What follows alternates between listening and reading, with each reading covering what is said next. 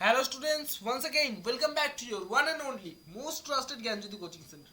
আজকের ভিডিওতে আলোচনা করব নর্থ বেঙ্গল ইউনিভার্সিটির অধীনস্থ তোমাদের সেমিস্টারে যাদের জিই তে হিস্ট্রি রয়েছে তাদের একটি গুরুত্বপূর্ণ টপিক নিয়ে আলোচনা করব, সেটি হচ্ছে সুলতানা রাজিয়া। টিকা লেখো সুলতানা রাজিয়া, এইভাবে আসতে পারে কোশ্চেনটি। ঠিক আছে, তো স্টুডেন্টস এটা 3 মার্কসের জন্য ইম্পর্টেন্ট একটা টপিক, ভিডিওটিকে লাস্ট পর্যন্ত দেখবে, খুবই ইনফরমেটিভ একটা ভিডিও হতে চলেছে। তার আগে তো প্রতিবারের মতো এইবারও বলবো, তোমরা যদি আমাদের সাথে অনলাইনে যুক্ত হতে চাও, জ্ঞানজ্যোতি কোচিং সেন্টারের পক্ষ থেকে প্রোভাইড করা 100% কমন সাজেশন যদি তোমরা পেতে চাও, তাহলে আমাদের সাথে এক্ষুনি যোগাযোগ করো জ্ঞানজ্যোতি কোচিং সেন্টারের অফিসিয়াল হেল্পলাইন নাম্বারে, সেটা হচ্ছে 7076398606 নাম্বার অথবা 6282 নাম্বার। ঠিক আছে, এই দুটো নাম্বারে আমাদের সাথে যোগাযোগ করতে পারো। তোমাদের যেটা টোটাল কোর্স ফি রয়েছে শুধুমাত্র 499। ওকে, তো স্টুডেন্টস চলো আজকের ভিডিওতে আসা যাক, মানে আজকের ভিডিওর মেইন টপিকে আসা যাক। কি বলেছে, সুলতানা রাজিয়া ছিলেন ইলতুৎমিশের কন্যা। 1236 খ্রিস্টাব্দে তিনি সিংহাসনে আরোহণ করেন। রাজিয়া হলেন দিল্লির সিংহাসনে একমাত্র মহিলা সুলতান। বুঝবে ব্যাপারটা, সুলতানা রাজিয়া হলেন দিল্লির সিংহাসনে একমাত্র মহিলা সুলতান। যথেষ্ট যোগ্যতা সম্পন্ন হলেও, সম্পন্ন না কিন্তু, হ্যাঁ, মেয়েদের ক্ষেত্রে সবসময় সম্পন্ন হয় না, সম্পন্ন হয়। যথেষ্ট যোগ্যতা সম্পন্ন হলেও রাজিয়া নিষ্কণ্টক ভাবে ক্ষমতা ভোগ করতে কিন্তু পারেননি।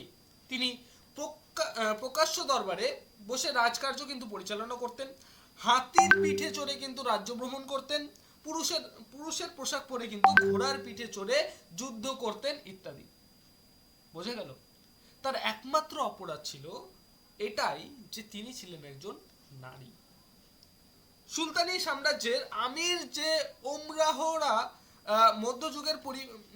মধ্যযুগীয় পরিবেশে নারীর অধীনস্থ থাকতে কিন্তু মনের দিক থেকে প্রস্তুত ছিলেন না। তাদের মতে আমরা নারীর অধীনস্থ থাকবো না, ঠিক আছে, কোনো নারী যাতে আমাদেরকে শাসন না করে, ঠিক আছে, তারা কিন্তু নারীর অধীনস্থ থাকতে মনের দিক থেকে কিন্তু প্রস্তুত ছিলেন না।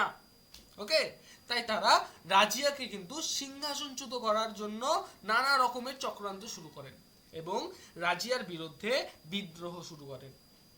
ঠিক আছে, শেষ পর্যন্ত তাদের ষড়যন্ত্রের ফলেই রাজিয়া 1240 খ্রিস্টাব্দে সিংহাসনচ্যুত ও নিহত হন। সুলতানা রাজিয়ার মধ্যে বিচক্ষণতা, ন্যায় পরায়ণতা, রাষ্ট্রপূজা ইত্যাদি রাজকীয় গুণের সমাবেশ ঘটলেও তার রাজত্বকাল স্থায়ী হয়েছিল শুধুমাত্র 3.5 বছর। বোঝা গেল? আমি কি বললাম আরেকবার রিপিট করছি, সুলতানা রাজিয়ার মধ্যে বিচক্ষণতা, ন্যায় পরায়ণতা, রাষ্ট্রপূজা ইত্যাদি রাজকীয় গুণের সমাবেশ ঘটলেও তার যে রাজত্বকাল ছিল শুধুমাত্র 3.5 বছর। এই ব্যর্থতার প্রধান কারণ ছিল ক্ষমতাবান তুর্কি মালিক ও আমিরদের বিরূপ মনোভাব। সুলতানা রাজিয়ার সিংহাসন আরোহণের দুটি গুরুত্ব হলো, এক নম্বর হচ্ছে এই প্রথম কোনো মহিলা দিল্লির সিংহাসনে কিন্তু আসীন ছিলেন। ওকে, এবং 2 নম্বর যেটা আছে সেটা হচ্ছে এই প্রথম উলেমাদের সমর্থন ছাড়া কেবলমাত্র দিল্লির জনগণের সমর্থনের ভিত্তিতে দিল্লির উত্তরাধিকার সংক্রান্ত সমস্যার সমাধান হলো। তো স্টুডেন্টস, আজকের ভিডিওতে তোমাদের সেমিস্টারে এই যে সুলতানা রাজিয়া যে টপিকটি ছিল, এই টপিকটি মানে বিস্তারিতভাবে আলোচনা করলাম। তোমরা যদি আমাদের ওয়েবসাইটে ভিজিট করো, সেখান থেকে কিন্তু এই নোটস পত্রগুলো ফ্রিতে অ্যাক্সেস করতে পারবে। আমাদের নোটস মানে ওয়েবসাইটের লিংক হচ্ছে, গুগলে গিয়ে তুমি যদি সার্চ করো GYANJYOTI জ্ঞানজ্যোতি.info জ্ঞানজ্যোতি.info দিয়ে যদি তোমরা গুগলে সার্চ করো, আমাদের ওয়েবসাইট কিন্তু তোমরা পেয়ে যাবে।